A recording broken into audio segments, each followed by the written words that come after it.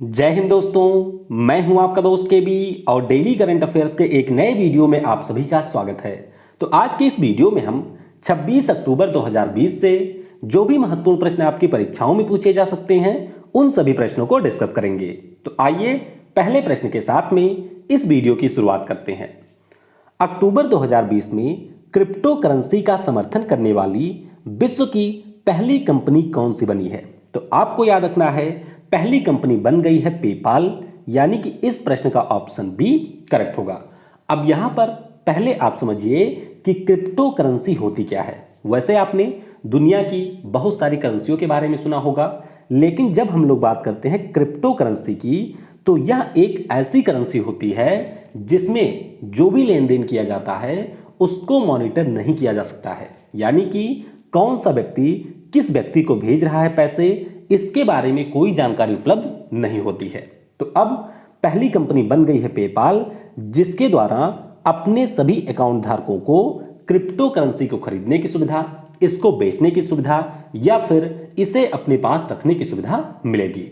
और आपको ध्यान रखना है, दुनिया की पहली क्रिप्टो करेंसी थी बिटकॉइन, जिसे बनाया था सतोशी नाकामोटो ने। तो इसके बारे में भी आपको याद रखना है। बाकी अगर हम लोग पेपाल कंपनी की बात करते हैं तो यह अमेरिका की एक ऑनलाइन मनी ट्रांसफर करने वाली कंपनी है, जिसकी स्थापना 1998 में हुई थी और वर्तमान में इसके प्रेसिडेंट और सीईओ के पद पे हैं डैन स्कलमैन। तो आपको ध्यान रखना है कि क्रिप्टो करेंसी का समर्थन करने वाली पहली कंपनी बन गई है पेपाल। और इस वीडियो की जो पीडीएफ है वह आपको मिल जाएगी केवी गुरुजी के ऊपर। टेलीग्राम पर आपको सर्च करना है केवी गुरुजी और वहां से आप इस वीडियो के पीडीएफ को डाउनलोड कर सकते हैं। बाकी वीडियो अगर आपको पसंद आता है तो इसे लाइक करने के साथ अपने सभी दोस्तों के साथ में शेयर जरूर किया करें। और बार बार मुझसे कमेंट में यह सवाल पूछा जाता है कि यह करंट अफेयर किस एग्जाम के लिए है। तो मैं एक बार फिर से आपको बताना चाहूंगा कि आप जिस किसी भी एग्जाम की तैयारी कर रहे हैं जिसमें करंट अफेयर से प्रश्न पूछे जाते हैं, उन सभी एग्जाम के लिए यह करंट अफेयर्स का वीडियो होता है। तो आप बिल्कुल निश्चिंत होकर के इस वीडियो को देख सकते हैं और अपनी तैयारी को जारी रख सकते हैं। आपकी परीक्षा में 90% से ज्यादा जो प्रश्न है वह इसी वीडियो से देखने को मिलेंगे। अगला प्रश्न है, अक्टूबर 2020 में भारत ने किस नौसेना मिसाइल कॉर्वेट से एंटी शिप मिसाइल को लॉन्च किया? तो इसे लॉन्च किया गया है आईएनएस प्रबल से, यानी कि इंडियन नेवल शिप प्रबल से अभी एक एंटी शिप मिसाइल को लॉन्च किया गया, यानी कि इस प्रश्न का ऑप्शन सी करेक्ट होगा। अब ये मामला है क्या? तो यहां पर आप देख सकते हैं, ये है अरेबियन सी और अरेबियन सी में आपको मिल रही है एक शिप। इस शिप का नाम है आईएनएस प्रबल। तो आईएनएस प्रबल के ऊपर से हमारी भारतीय नौसेना के द्वारा एक मिसाइल को लॉन्च किया गया। अब यह मिसाइल कैसी थी?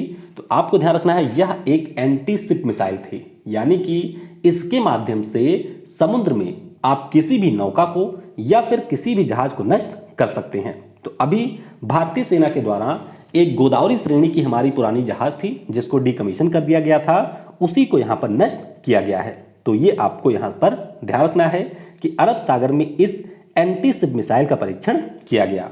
और इससे पहले मैंने आपको बताया था कि जो हमारे यहाँ की कोलकाता क्लास की जहाज है आईएनएस चेन्नई, इसके ऊपर से भारतीय सेना के द्वारा ब्रह्मोस मिसाइल का परीक्षण किया गया था।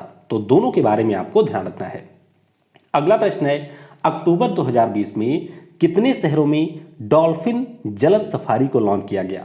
तो ये लॉन्च किया गया है कुल मिलाकर के 6 शहरों में, यानी कि इस प्रश्न का ऑप्शन डी करेक्ट होगा।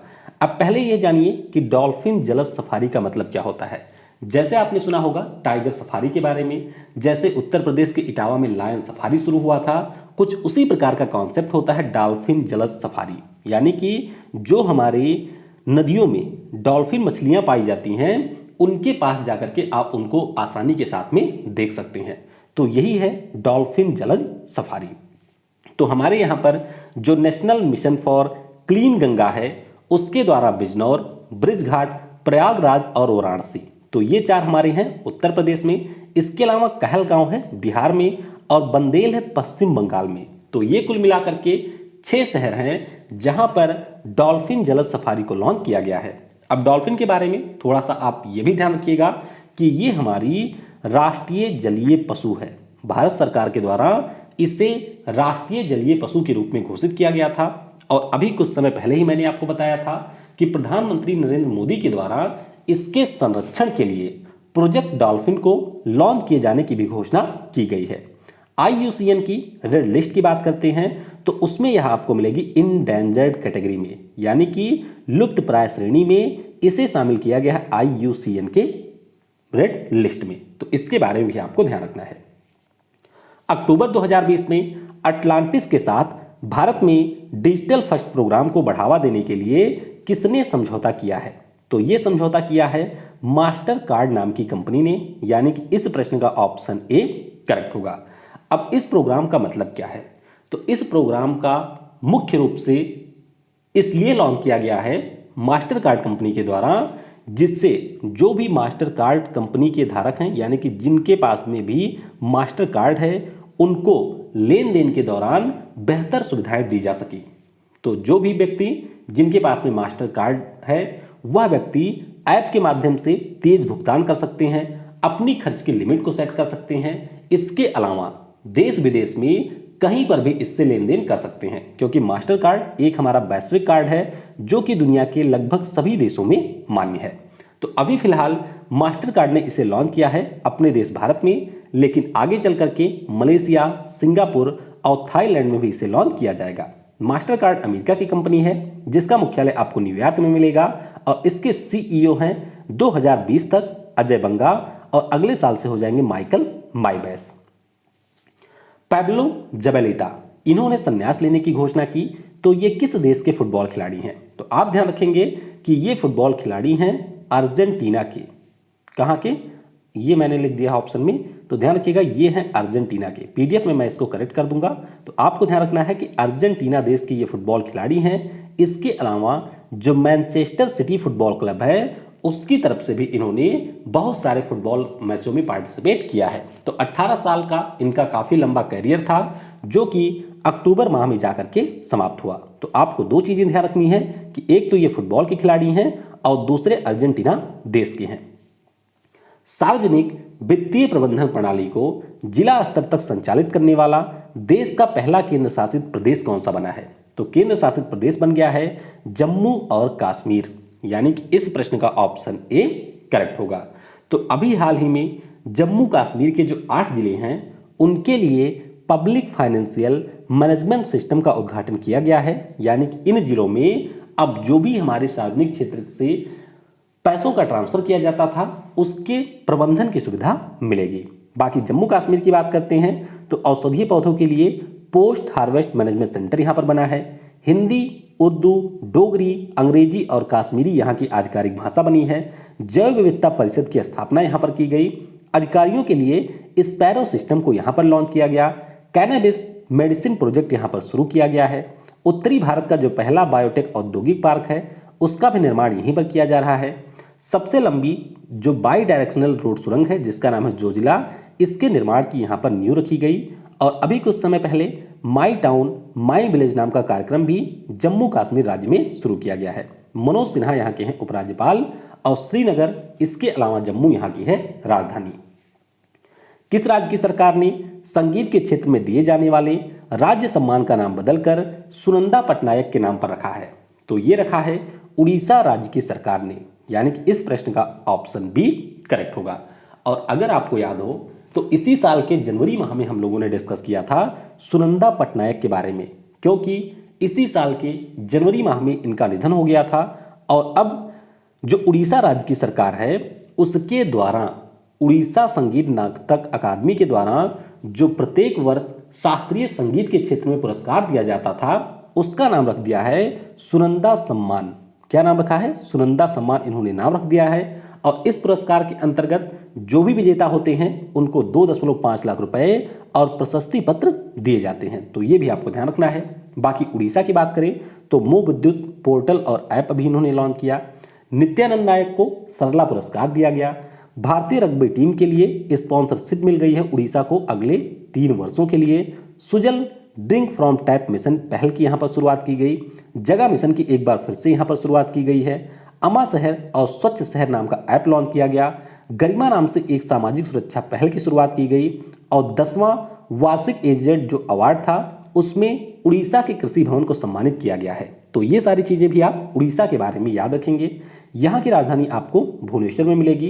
राज्यपाल हैं गणेशी लाल, मुख्यमंत्री हैं नवीन पटनायक, जिनकी पार्टी है बीजू जनता दल। उच्च न्यायालय आपको कटक में मिलेगा, मुख्य न्यायाधीश यहाँ के हैं मोहम्मद रफीक। बाकी राष्ट्रीय पार्क आपको 2 मिलेंगे, सिमलीपल और भितरकनिका। 2 आपको टाइगर रिजर्व मिलेंगे, सिमलीपल और सप्तकोशिया।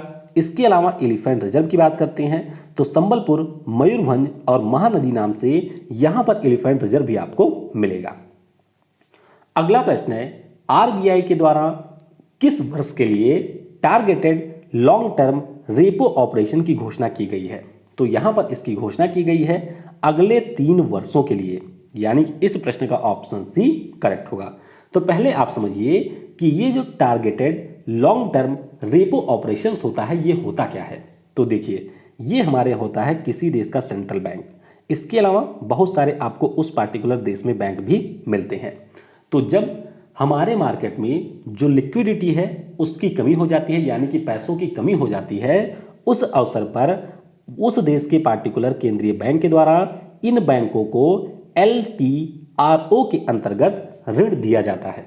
तो इसके अंतर्गत अभी आरबीआई के द्वारा 31 मार्च 2021 तक के लिए 1 लाख करोड़ रुपए के TLRO की घोषणा की गई है। यानी कि बैंक यहां पर जाएंगे, उनके पास में जो गवर्नमेंट बॉन्ड होगा उसे वो कोलैटरल के रूप में रखेंगे, यानी कि गिरवी रखेंगे, और उसके लिए यहां पर आरबीआई के द्वारा जो भी रेपो रेट होता है उसी दर के ऊपर इन बैंकों को ऋण दिया जाएगा।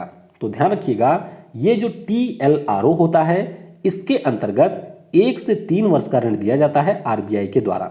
इसके बारे में आपको ध्यान रखना है। और अभी आरबीआई के द्वारा जो भी यहां पर TLRO के अंतर्गत राशि दी जानी है हमारे बैंकों को, उस राशि का प्रयोग बैंकों के द्वारा agriculture, agri infrastructure, secure retail, MSME, drugs, pharmaceutical और हेल्थ केयर के क्षेत्र में प्रयोग किया जाएगा। इसके अलावा हमारे देश की जो NBFC हैं उन्होंने भी आरबीआई से ये मांग की है कि हमको भी TLRO के अंतर्गत ऋण दिया जाए। तो ये आपको ध्यान रखना है TLRO के बारे में। इसके अलावा मैंने आपको बताया था ओपन मनी ऑपरेशन के बारे में, जिसके अंतर्गत आरबीआई के द्वारा जो भी गवर्नमेंट बॉन्ड और सिक्योरिटीज होती हैं उनको खरीदा और बेचा जाता है। OMR को हम लोग ऑपरेशन ट्विस्ट के नाम से भी जानते हैं। तो ये चीज भी आपको यहां से याद रखनी है। फोर्ब्स द्वारा जारी वर्ल्ड बेस्ट एम्प्लॉयर 2020 में किस सार्वजनिक उपक्रम को भारत की सर्वश्रेष्ठ कंपनी के रूप में चुना गया? तो यहां पर भारत की सर्वश्रेष्ठ सार्वजनिक क्षेत्र की उपक्रम चुनी गई है NTPC। तो इस प्रश्न का ऑप्शन ए करेक्ट होगा।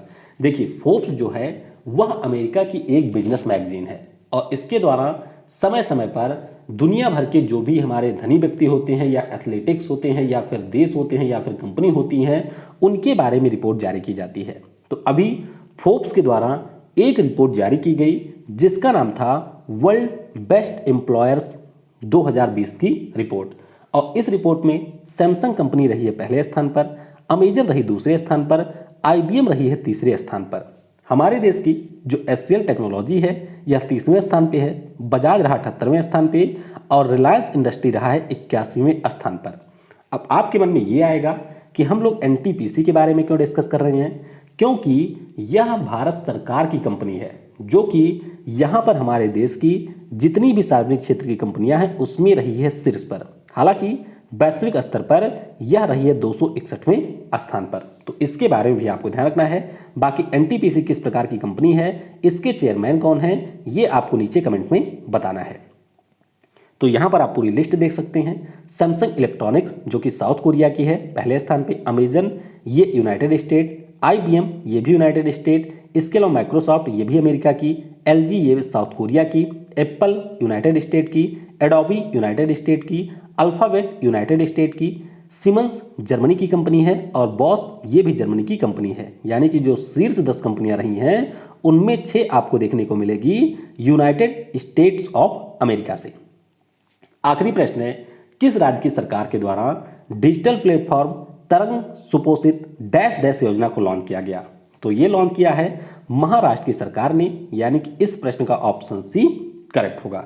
अब ये योजना है क्या, तो देखिए यहाँ पर जो तरंग सुपोषित महाराष्ट्रचा है, यह एक प्रकार का ऑनलाइन प्लेटफॉर्म है जिसके ऊपर अगर किसी को महिलाओं के लिए पोषण या फिर बच्चों के लिए पोषण से संबंधित किसी भी प्रकार की जानकारी चाहिए हो तो वे इस पोर्टल के माध्यम से जानकारी को प्राप्त कर सकते हैं। तो ये आपको ध्यान रखना है। बाकी महाराष्ट्र की बात करते हैं तो मास्क और सैनिटाइजर की कीमत को सीमित करने वाला यह हमारे देश का पहला राज्य बना है। आतंकवाद विरोधी सुरक्षा कवच नाम का जो अभ्यास है उसका आयोजन किया गया यहाँ की पुलिस के द्वारा। MSME इकोसिस्टम के लिए सिडबी के साथ में इन्होंने समझौता किया है। मेरा परिवार मेरा दायित्व अभियान यहाँ पर शुरू किया गया। 5 स्टार विलेज स्कीम यहाँ पर सबसे पहले शुरू की गई है। मैग्नेट प्रोजेक्ट यहाँ पर लॉन्च किया गया। भारत एयर फायर सर्विसेज का उद्घाटन किया गया। यहाँ के सीएम थे शिवाजीराव पाटिल, इनका इसी वर्ष निधन हुआ है। और मेडिकल ऑक्सीजन वाहन को एम्बुलेंस का दर्जा देने वाला ये भारत का पहला राज्य बना है। तो इसके बारे में भी आपको ध्यान रखना है। बाकी यहाँ पर आइए कुछ अन्य चीज़ों के बारे में जान लेते हैं। अमेरिका के द्वारा जो चीन का पड़ोसी देश है ताइवान, जिसे हम लोग रिपब्लिक ऑफ चाइना के नाम से जानते हैं, उसको $1.8 बिलियन के हथियार बेचे जाने की घोषणा अभी की गई है। 23 अक्टूबर को विश्व मोल दिवस बनाया गया। तो मोल कॉन्सेप्ट के बारे में आपने पढ़ा होगा अगर आपने केमिस्ट्री थोड़ी बहुत भी पढ़ी है। और इसी में आपको मिलता है आओगाद्रो नंबर। क्या होता है? आओगाद्रो नंबर, जिसकी वैल्यू होती है 6.02 मल्टीप्लाई बाई 10⁻23। शायद ही होती है क्योंकि मैंने बहुत दिन से पढ़ा नहीं है केमिस्ट्री। तो ये नंबर होता है। तो इसी को चिन्हित करने के लिए विश्व मोल दिवस मनाया जाता है 23 अक्टूबर को। उत्तर प्रदेश राज्य की सरकार ने ये कहा है कि अब यहाँ पर 112 नंबर डायल करके आप पुलिस से क्षेत्रीय बोलियों में भी बात कर सकते हैं। तो क्षेत्रीय बोलियों में बात करने की सुविधा का शुरुआत किया है उत्तर प्रदेश की पुलिस ने। चंडीगढ़ यूनियन टेरिटरी ने NIC द्वारा विकसित रिजर्वेशन रोस्टर प्रबंधन प्रणाली की शुरुआत की है। और 24 अक्टूबर को इंडो तिब्बतन बॉर्डर पुलिस के द्वारा अपना 59वां स्थापना दिवस मनाया गया। तो इसके बारे में भी आपको ध्यान रखना है। बाकी कल जो मैंने आपसे प्रश्न पूछा था उसका उत्तर है अपूर्व चंद्र। अंतरराष्ट्रीय श्रम संगठन के शासी निकाय के अध्यक्ष के रूप में चुना गया है अपूर्व चंद्रा को। तो ये आपको ध्यान रखना है। और 35 वर्षों के बाद में इस प्रकार से ILO की जो गवर्निंग बॉडी है उसका अध्यक्ष भारत से कोई चुना गया है। आज की वीडियो से आपके लिए प्रश्न है, अक्टूबर 2020 में किस राज्य को डले खुर्सनी मिर्च के लिए GI टैग दिया गया? तो इस प्रश्न का उत्तर आपको नीचे कमेंट सेक्शन में देना है। बाकी वीडियो कैसा आपको लगा इसके बारे में अपना फीडबैक आप नीचे कमेंट में जरूर दीजिएगा। और वीडियो अगर आपको पसंद आया है तो इसे लाइक करने के साथ अपने दोस्तों के साथ में शेयर जरूर कीजिएगा। Thanks for watching. जय हिंद, जय भारत। और सबसे जरूरी, पढ़ेगा भारत तो बढ़ेगा भारत।